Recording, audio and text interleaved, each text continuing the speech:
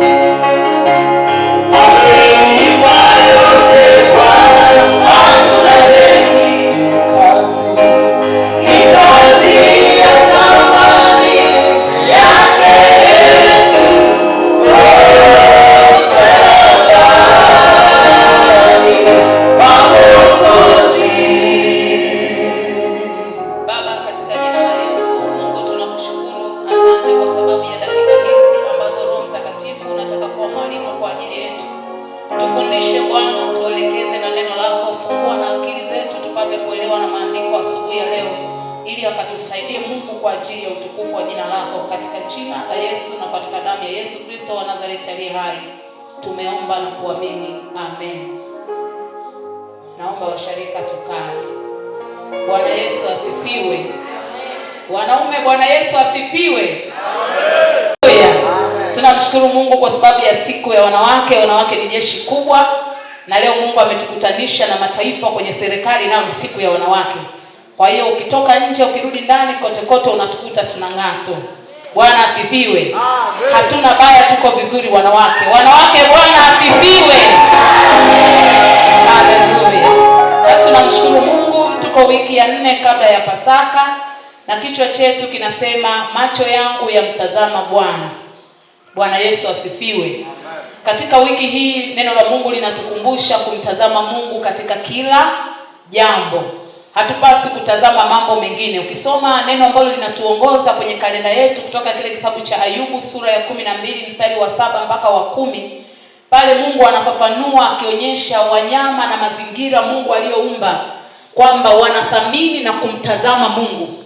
Kwa hiyo kama vitu ambavyo havina utashi vinamtazama Mungu, Mungu anategemea na sisi ambao ametuumba tuna utashi, tumtazame nani?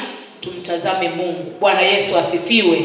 Nilitamani tukumbushane hapo kwenye kichwa kinachotuongoza wiki hii, lakini asubuhi ya leo tutaangalia somo linaitwa mwanamke na wajibu wake.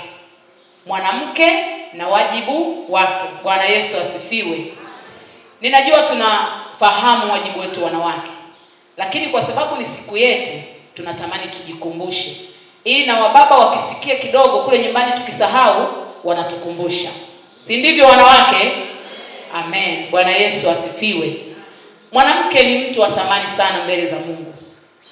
Mwanamke ni mtu wa thamani sana, tofauti na mtu mwingine yote aliyewahi Mungu kumuumba.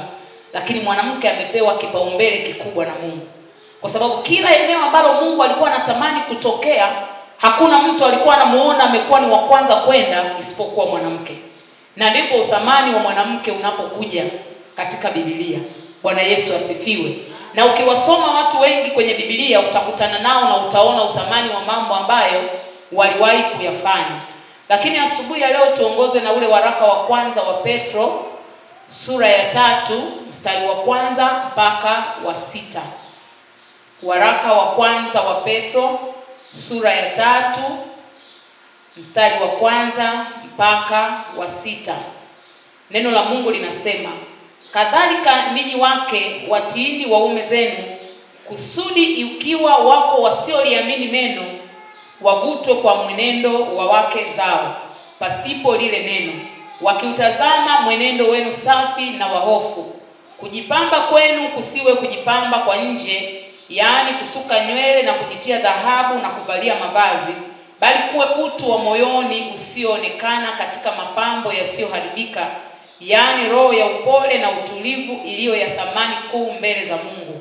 Maana hivyo ndivyo walivyojipamba wanawake watakatifu wa zamani waliomtumikia Mungu na kuwatii waume zao.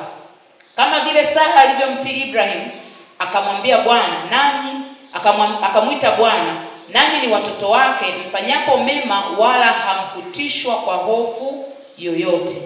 Bwana Yesu asifiwe.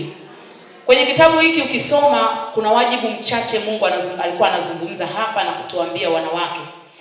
Kitu cha kwanza Mungu alikuwa anazungumza na kutukumbusha kwamba anataka sisi tuwe watii kwa waume zetu. Bwana Yesu asifiwe. Wapendwa, kuna wanawake ni wababe kwa waume zao kweli kweli. Kuna wanawake ni nini? Ni wababe, hawana utii.